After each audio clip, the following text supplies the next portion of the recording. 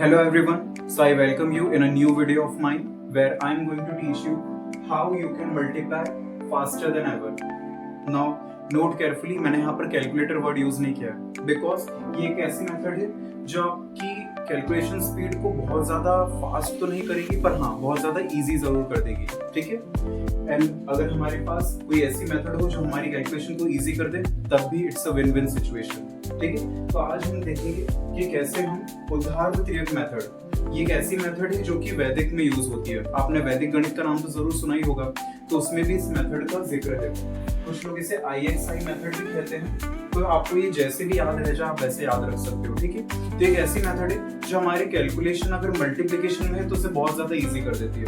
चलो एक एग्जांपल के साथ समझते हैं कि मेथड कैसे वर्क करती है। So let's take this example 42 multiply 31, ठीक है। अब क्योंकि हमारी मेथड में IXI आ रहा है या 1x1 जो भी आप कह लो, तो हमारे पास यानी कि आंसर 3 पार्ट्स में होगा। ये हमें देखकर समझ में आ ही रहा है, तो हम भी यहाँ पर 3 पार्ट्स कर लेते हैं, ठीक है।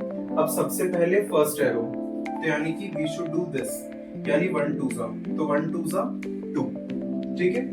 Then the next thing is this cross या x, तो आपको फिर ऐसा करना पड़ेगा, आपको 1 को 4 में मल्टीप्लाई करना है और 3 को 2 में, और जो भी आ जाए उन्हें ऐड कर लेना है, ठीक है। तो 3 2 हो जाएगा 6 और 1 4 हो जाएगा 4, 4 + 6 कितना हो जाएगा 10, तो यानी आपका मिडिल नंबर क्या हो जाएगा 10। अब उसके बाद लास्ट सिंबल है अगेन 1, सो आपको यहाँ ऐसे मल्टीप्लाई करना है, 3 4 12, ठीक है। अभी आपका बेसिक आंसर आ चुका है, पर एक चीज हमेशा याद रखिएगा कि आप हर एक बॉक्स के अंदर सिर्फ एक डिजिट को ही ले सकते हैं और वो होंगे 1 डिजिट। तो यानी आपने इस बॉक्स में से 2 को ले लिया, ओके। इस बॉक्स में से आप 0 को ले लेते हैं। अब इस 1 का क्या होगा, तो ये 1 हमेशा आगे कैरी फॉरवर्ड हो जाएगा, 1 यहाँ चला जाएगा, तो 12 + 1 विल बी 13। अब आप सोच रहे होंगे कि यहाँ पर मैंने ऐसा क्यों नहीं कहा कि 2 को ले लिया और 1 को आगे भेज दिया, क्योंकि देखो आगे कैरी फॉरवर्ड होने के लिए जब जगह ही नहीं है तो फिर वो 1 बेचारा कहाँ जाएगा। तो इसलिए आप इसे लास्ट वाले नंबर को तो एज इट इज ही रखेंगे। इसमें कुछ कैरी फॉरवर्ड हो सकता है पर ये किसी और को कैरी फॉरवर्ड नहीं कर पाएगा, ठीक है। तो in that case 1302 is your answer, ठीक है। एक बार और समझते हैं इसे दूसरे क्वेश्चन के साथ। 64 मल्टीप्लाई 89, अब थोड़ा सा फास्ट करते हैं, ठीक है। तो सबसे पहले 9 4 हो जाएगा 36, उसके बाद 6 × 9 और 8 × 4 करना, तो 6 9 54 और 8 4 32। अब इन दोनों को ऐड कर लेते हैं, तो ये हो जाएगा 96, सॉरी नॉट 96, 86।